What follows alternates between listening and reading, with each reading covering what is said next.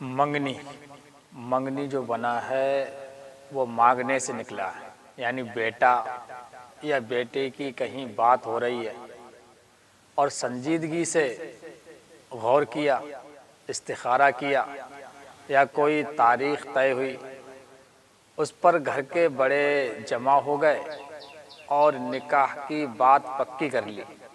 خوشی میں منہ میٹھا کرا دیا۔ یہ ضروری بھی نہیں اور ناجائز بھی نہیں کہ اگر نشانی اور بات ہونے کی علامت کے طور پر یا اظہار خوشی کے لیے شریعت کے حد میں رہتے ہوئے کوئی تحفہ دے دے، شریعت کے دائرے میں رہ کر لڑکا اور لڑکی کا آمنا سامنا نہ ہو، نہ ہی لڑکا لڑکی کو انگوٹھی یا چھلا پہنائے، بس لڑکے کے گھر کی عورتیں لڑکی سے مل کر مبارکباد دے دیں یا یادگار کے طور پر یہ تحفہ دے دیں، ادلا بدلا کا خیال نہ ہو کہ ہم دیں گے تو وہ بھی دیں گے، وہ دیں گے تو ہم دیں گے، سادگی سے ہر کام ہو۔ اور یہ بھی ضروری نہیں کہ پھر لڑکی کے گھر والے بھی لڑکے کو کوئی گھڑی وغیرہ دیں، بلکہ یہی ادلے بدلے ساری چیزوں کو رسم کی شکل دیتے ہیں جو کہ منع ہے، اور تقریب میں ہرگز تصاویر نہ ہو، نماز کے وقت کی حفاظت ہو، اور اسی طرح کوئی بڑی عورت اس گھر کی عورتوں سے مہر کی اور نکاح کی تاریخ کی بات طے کر لے، اور مرد مردوں میں طے کر لے، یعنی شادی کب رکھنا چاہیے، کون سی تاریخ وغیرہ۔ یہ تو ہے ایک سیدھا سادہ طریقہ۔ اب جو آج کے دور میں زیادہ ہو رہا ہے، قرض کے بوجھ میں دب کر چاروں ناچار جبرن قہرن رسم نبھانے کی خاطر قرضے میں دب کر یا برادری والوں میں نام و نمود کے لیے، چرچے یا شہرت کے لیے خود کو پابندیوں میں جکڑنا دانش مندی نہیں ہے۔ لوگوں کی خاطر، نام اور شہرت کی خاطر قرضے میں دب کر خوب بھاری منگنی کر رہے ہیں۔ اب تو اس تقریب پر اتنا خرچہ اور لوگوں کا ایسا مجمع ہوتا ہے کہ بقول کسی کے بس قاضی صاحب کو بلا کر نکاح پڑھوانے کی دیر ہے، تو فقط منگنی پر اتنا خرچہ اور بکھیڑا کیوں؟ دوسری اہم بات یہ بھی ہے کہ منگنی کے بعد نکاح میں بلا ضرورت ہرگز دیر نہ کریں۔ اس میں علاوہ دوسری قابل اصلاح باتوں کے یہ بھی ہے کہ پھر درمیان میں آنے والی عید اور اس طرح کے مواقع پر بھر بھر کر ٹوکروں میں مٹھائیاں اور جوڑے اور ایسی چیزوں کی پابندیاں جو دین نے بھی نہیں بتائیں، ہمارے معاشرے میں داخل ہو چکی ہیں، اور فقط کسی مباح کام کی بھی رواج کی وجہ سے ایسی پابندی کی جاتی ہے۔ ایک مباح کام ہے، نہ اس میں کوئی ثواب ہے، مگر ہاں بیجا خرچہ کریں گے تو عذاب بن جاتا ہے،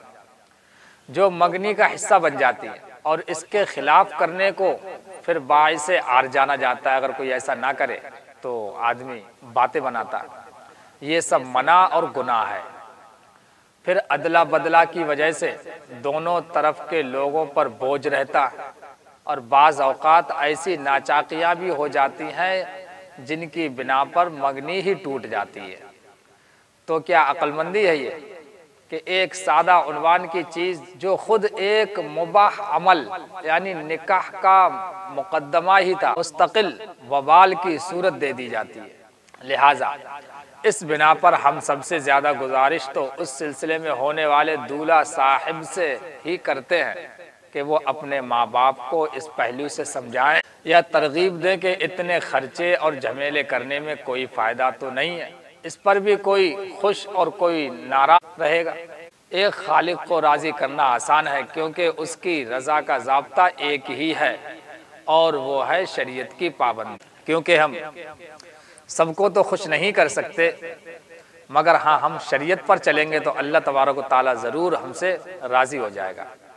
تو دولہا صاحبان اپنے ماں باپ سے کہیں، ہم تو اللہ اور رسول اللہ صلی اللہ تعالیٰ علیہ وسلم کے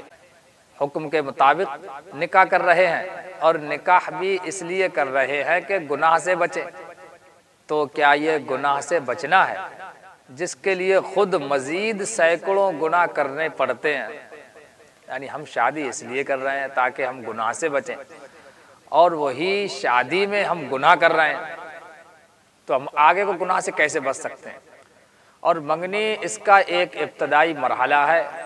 تو ان دونوں مواقع پر اتنا خرچہ کرنے کے بجائے کیا ہی اچھا ہو کہ ان ہونے والے زوجین یعنی میاں بیوی کے لیے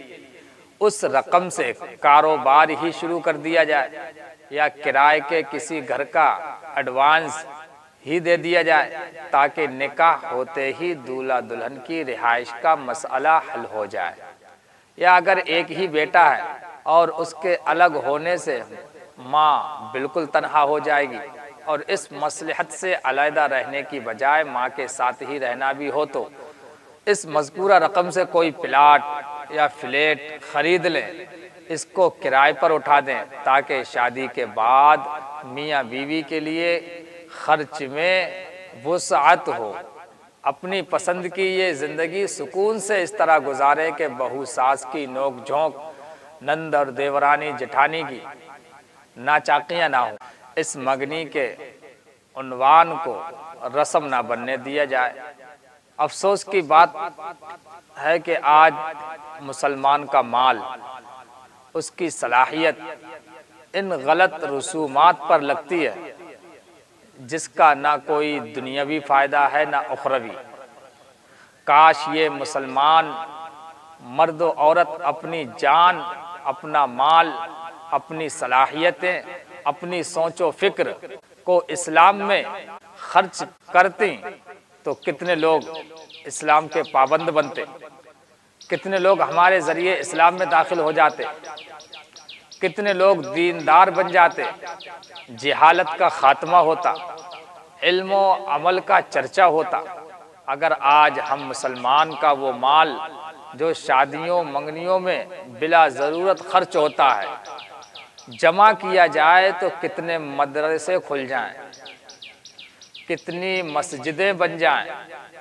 کتنے دواخانے ہاسپیٹل بن جائیں، اور اسکول بن جائیں، اور یتیم خانے کھل جائیں. ہم جو آج مال خرچ کر رہے ہیں شادی بیاہوں میں منگنیوں کے نام پر، اتنا مال تمام مسلمانوں کا اگر اکٹھا کیا جائے تو کتنے مدرسے بن جائیں، کتنی مسجدیں بن جائیں، کتنے دواخانے، ہاسپیٹل اور اسکول اور کالج بن جائیں. مگر ہاں، ہم وہ کام کرنے کو تیار نہیں ہیں، مگر اپنے نام کی خاطر، اپنی شہرت کی خاطر ہم یہ سب کرتے ہیں، مگر شہرت پھر بھی نہیں ہو پاتی ہے. تو گزارش ہے ہم سب مل کر شادیاں جو ہیں کم خرچے میں کریں، اور اپنے آنے والی نسل کے لیے کوئی مدرسہ، کوئی ہاسپیٹل،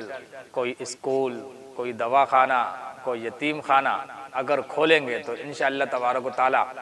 اس سے اللہ تبارک و تعالیٰ بھی راضی ہوگا اور دنیا والے بھی راضی ہوں گے.